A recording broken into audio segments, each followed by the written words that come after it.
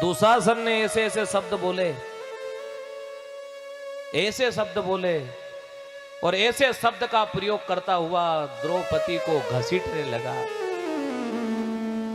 जैसे ही द्रौपदी के केस पकड़े, उस समय मेरे भगवान विश्राम कर रहे थे, पीतांबर हटा करके उठकर बैठ गए। क्यों? एक अबला के ऊपर अत्याचार हो रहा है। भगवान से पूछा, नारायण इतनी जल्दी सोए थे और जग क्यों गए? क्या है कारण?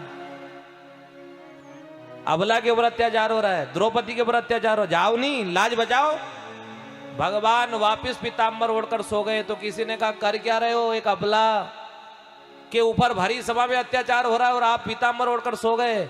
भगवान ने कहा, जब तक वो मुझे याद नहीं करेगी तब तक मैं जाने वाला नहीं हूं। क्यों? क्योंकि द्रौपदी को अपने ऊपर भरोसा, मैं छतरानी हूं, मैं मेरी स्वयं की रक्षा कर सकती हूं। छुड़ाने का प्रयास किया, नहीं छुड़ा सकी।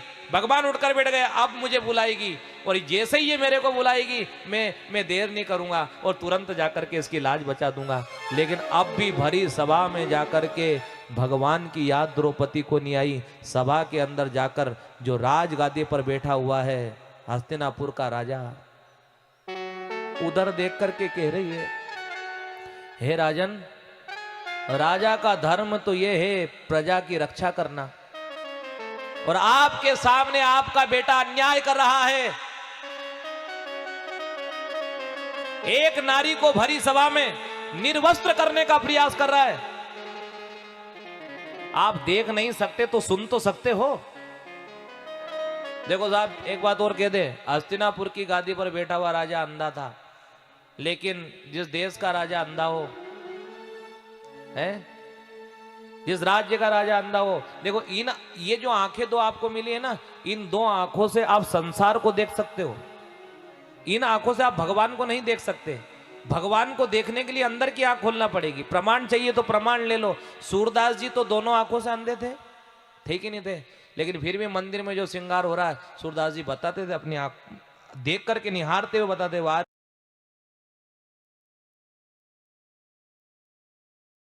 लक्षण क्या है, राजा कैसा होना चाहिए। हमारे गुरुदेव कहते हैं, राजा गरम, प्रजा नरम, ब्राह्मणों में धर्म, महिलाओं में शर्म। एक एक गिनती रखना पीछे तक। राजा गरम, प्रजा नरम, ब्राह्मणों में धर्म और महिलाओं में शर्म। अब देखना अंतर हो गया। अब राजा है नरम, प्रजा है गरम। जहां देखो वहां आंदोलन होता है, कभी इधर कभी उधर। फिर भी राजा नरम, प्रजा गरम, ब्राह्मणों में कहीं कहीं देखने को मिला धर्म, और भाई बहन में कितनी बची शर्म, अपने आप ही विचार कर लो। कैसे चलेगा? संस्कृति हमारी, सनातन धर्म को मानने वाले, शास्त्र को श्रवण करने वाले विचार करें कि हम किस ओर जा रहे हैं। द्रौपदी पुकार रही, राजन आपके सामने अन्याय हो रहा है। सुन तो सकते हो ना, देख नहीं सकते, बोलो तो सही। लेकिन हस्तिनापुर की राजगादी पर बैठा हुआ राजा इन आंखों से अंधा नहीं, वो पुत्र मोह में अंधा था। और जो पुत्र मोह में अंधा हो जाता है, उसको कुछ भी दिखता नहीं है कि उसका बेटा कौन से मार्ग पर जा रहा है, सत्य के मार्ग पर है या असत्य के मार्ग पर है। और मोह कभी कभी दुख दे देता है साहब, पीड़ा होती है। मोह सकल व्याधिन कर मूला। चाहे वो पुत्र का मोह हो, चाहे परिवार का मोह हो, चाहे जमीन जायदाद का मोह, मोह होता है और मोह तकलीफ देता है। लेकिन राजा नहीं बोले। अब भगवान वापस उठ गए, अब मुझे बुलाएगी। लेकिन अब भी द्रौपदी का ध्यान नारायण की ओर नहीं गया। राजगादी के बगल में ही गंगा पुत्र भीष्म बैठे हुए हैं। कहा, पितामह आप तो बड़े हो, आप तो बुजुर्ग हो, आपके सामने आपका बेटा मुझे भरी सभा में नग्न करना चाह रहा है, आप बोलते क्यों नहीं, जवाब क्यों नहीं देते? गंगा पुत्र भीष्म ने सिर झुका लिया, मस्तक झुका लिया, उन्होंने भी कुछ जवाब नहीं दिया। अब भगवान ने विचार किया, अब मुझे बुलाएगी। लेकिन अब भी ध्यान द्रौपदी का भगवान की ओर नहीं, कृपाचार्य की ओर गया। आप तो कृपाचार्य है, आप तो कृपा करो, तो कृपाचार्य जी ने खाली इशारा किया कि मेरा नाम कृपाचार्य, पर कृपा तो वो 4 भुजा वाला ही करेगा, उसको याद कर। फिर भी द्रौपदी का ध्यान भगवान की ओर नहीं, अपने पति को देख रही है। 5 पांडवों ने मस्तक झुका लिया, सिर झुका लिया। क्या करे, गुलाम बने हैं ना। अब गुलाम बना व्यक्ति क्या करे साहब। जब किसी ने साथ नहीं दिया तो फिर द्रौपदी को भगवान की याद आई, और याद आते हुए वो याद करते हुए गाती है, ओ मेरी आसवन भीगे। का बड़ा सुंदर भाव है। जब देख लिया कि कोई साथ देने वाला नहीं, ना राजा ने साथ दिया, ना गंगा पुत्र भीष्म ने साथ दिया, ना कृपाचार्य ने साथ दिया, अब कोई रास्ता नजर नहीं आया, जब जाके द्रौपदी भगवान को याद करती है, और याद करते करते रोने लगी। आंखों में अश्रु की धार है और याद कर रही है गोविंद को। मेरी असवन भीगे साड़ी रे आ जाओ कृष्ण मुरारी। ये भाव ले आओ आप भी, पांडाल में बैठे हो सभी, द्रौपदी का भाव होना चाहिए। आज द्रौपदी याद करती है, भगवान को बुलाती कि नारायण अब साथ देने वाला कोई नहीं है, बड़ी सभा में याद कर रही हूं। और जिस समय हमारे ऊपर भी कोई ऐसे जब कोई रास्ता नजर नहीं आए, उस समय आप भी भगवान को द्रौपदी की तरह याद कर सकते हो।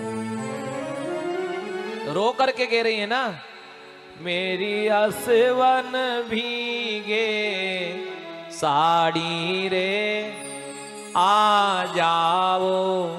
बोलिए बोलिए सभी, कृष्ण मुरारी उसको याद कर रही है।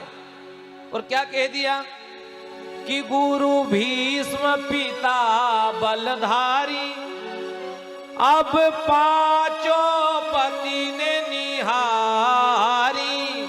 गुरु भीष्म पिता बलधारी, अब 5 पति ने निहारी।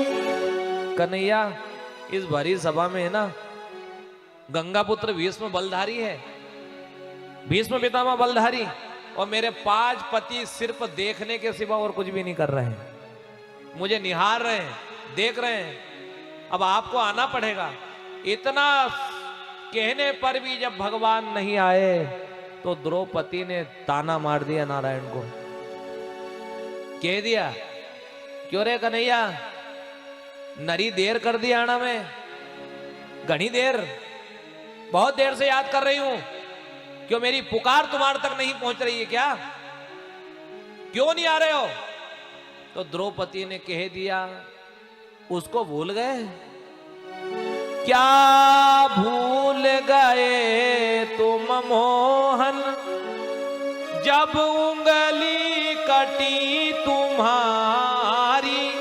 क्या भूल गए तुम मोहन, जब उंगली कटी तुम्हारी।